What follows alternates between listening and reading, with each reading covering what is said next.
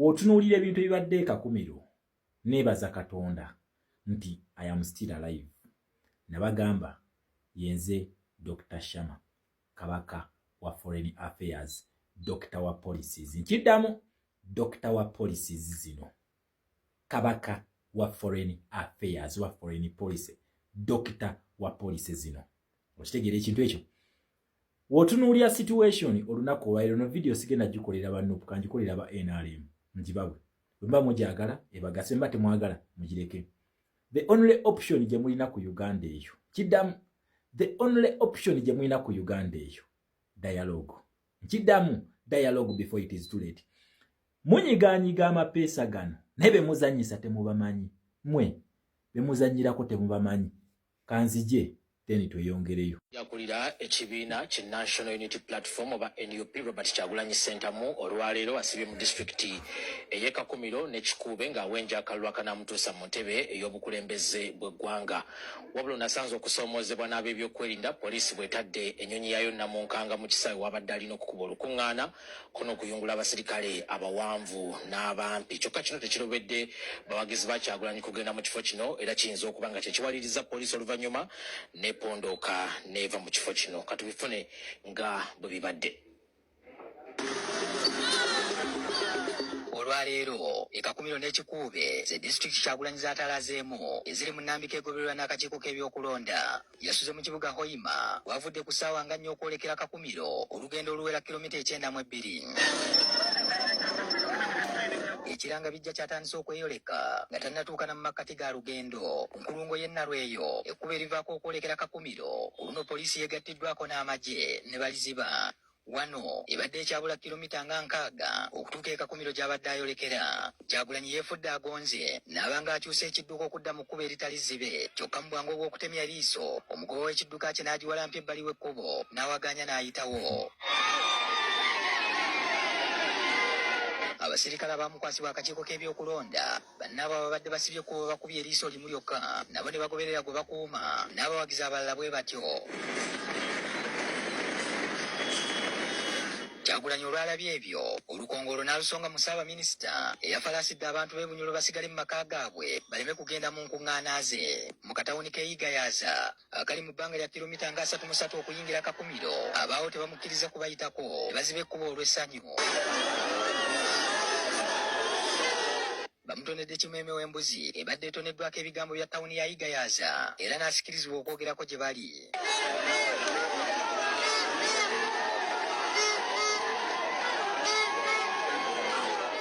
Oboli wa ggwanga ki, oboli wa tribe ki, oboli wa ddiini ki, bonna abali wano tetulabangako pulezidenti mulala. Bannange, this is the generation. It has been 40 years, giradde emyaka 40. Emyaka 40. Tubadde tunaatera okutuuka e Kakumiro ne tulengera kannamunkanga ka poliisi nga keewuuba mu bwengula ne tulowooza nti kali kubyako. Ku ntabiro y'enguudo ng'oyingira Kakumiro we tusanze abawagizi be nga beetuumye awo basobeddwa oluvannyuma lw'okwetegula ekisaawe ky'ekakeeka. Kyagulanyi wabadde alina okuba olukuŋŋaana mu Kakumiro oluvannyuma lwa poliisi okusuulamu akanyonyi kaayo ke twalengedde nga tujja olw'okubanga kye kifo kye yalagaana ekimanyiddwa n'akakiiko k'ebyokulonda. Yeesowoddeyo mu mmotoka n'alagira enkuyanja y'abawagizi boolekere ekisaawe w'alina okuba olukuŋŋaana. Nebawabe mu kisaawe bataddewo ennyonyi.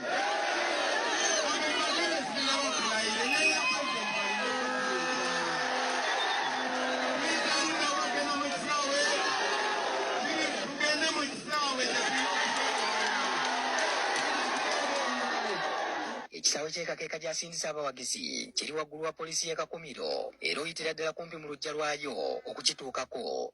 Poliisi ekiise kabangali yaayo mu kkubo eryambukayo kyokka olw'obungi bw'abantu epondoose n'egijjawo ne boolekera ekisaawe omubadde ennyonyi. Webale nnyo. Mwe nnyongera okubajjukiza ekintu kimu kino si kutiisatiisa naye abantu be mudiringa nabo temubamanyi. Yes. Muyinza okuba kale nga mubamanyi naye nga mulimu amalala g'ekivubuka aba Piero yo nga mulimu amalala g'ekivubuka nti musobola okumalako nabo. Historically olaba gundi eno ya National Unity Platform Manifesto eno olaba article 1 eno ogiraba. Njagala mbaga muli bagezi nga bwe mugamba nga muli ba professor. Njagala musoke mu interpreting article 1 ya National Unity Platform eno ku manifesto yayo. Priority number 1. Njagala mugigire. Then mugendere mu constitution ya Uganda mulabe article 1 efaanana etya. nabagamba nti ebintu bino byo foreign policy eno kasito ogiraba nti omazo reacting constitution zino zino okufaanagana kubanga article number 1 yaba Democrats always efaanagana kati bano bo bagisplitinze bano okulaga nti no okulaga obwerufu wabula bali aba NRM bo bagikweka mukitegere ekintu ekyo mwe bemuzanyirako temubamanyi you just don't know if not you don't learn from history akalulu ka Uganda ko tekali mikono gya Simon byabakama abalimba is just a paper tiger bwe bateeka waawo bannannyini kalulu we bali ba Democrats nabagamba akalulu ke tugenda mu kano sika kusinikirako mannyo kana akalulu kalimu international intervention ba Democrats we bali and they have to work according to the policies naye nze ekintu kyembagambe nnyo lwaki mbagamba nnyo dialogue time egenda kutuuka nga temukyalina time temukyasobola dialogue nga temugisobola kubanga senga tugenda mu kalulu ako ne kaggwa tegeza avenues za dialogue ziweddeyo avenues za dialogue zino mwina okuzikola nga democracy is still taking place democratic process ng'ekyagenda mu maaso mwina dialogue naye singa democratic stages zinaggwayo mujja kunoonya dialogue muki ebyo mukyanga amapeesa abatunuulya abalaba ekyo kintu kye bali mu kukola bino bimusanga ebimotoka bya tear gas simanyi police nakugambe kati stage bano stage gye tuliko bano ekintu kye basigaza kiri eki instill fear once you overcome fear bano you will overpower them yensonga lwaki omuteekawo ekibuli ewabadde police nga bakwakinga basenga oyo driver wasigidde bwati emmotoka demuku awo tear gas n'amasasi gabadde gasumuluka naye because they are paper tigers kati baleekaana buleekaani they can do nothing munna Uganda tugenda mu protest vote resilience eyo mulaba gye muteekawo singa mukozesa resilience eyo kuuma akalulu bagenda bakubira omuntu kiddamu bagenda kubakubira omuntu NRM tesobola kulwanagana na Bungereza tesobola kulwanagana na America bananyini police bano saagala Uganda etumalirize nga Gaddafi you can make a difference Uganda yo nemaliriza nga Daniel Arap Moi nebeera nga Kenya Uganda yesobola okubeera nga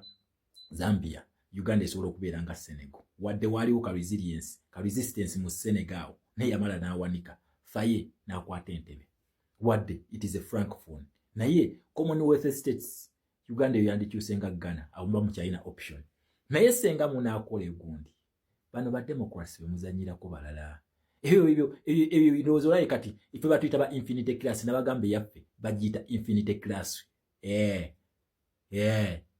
kati wempitira ba haters ne mbagamba nti wagwandea ndowooza mutulabye eyo gye bayita infinite class led by Professor and Dr. Sharma nabagamba we shall never be wrong the Democrats are coming in this election weeratowe banajja bigenda kubeera biralamu police eno nze njimanyi njiddamu ebintu byonna mu nsi sibimanyi naye nze kabaka wa zino police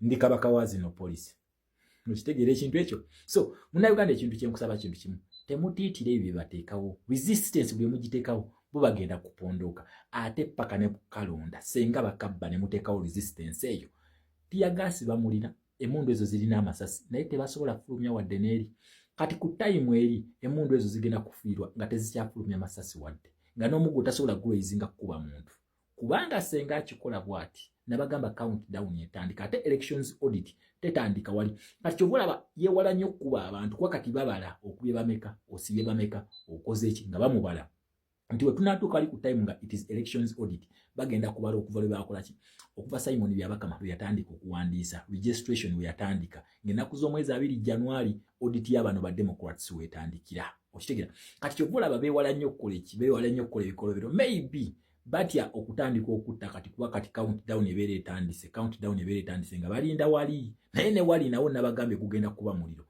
Bungereza nabagamba ye colonial master wa Uganda eyo constitution n'akalulu ke tulimu ka Bungereza America ye biggest funder wa Uganda tuli mu kintu kye bayita American foreign policy oba wamulira sente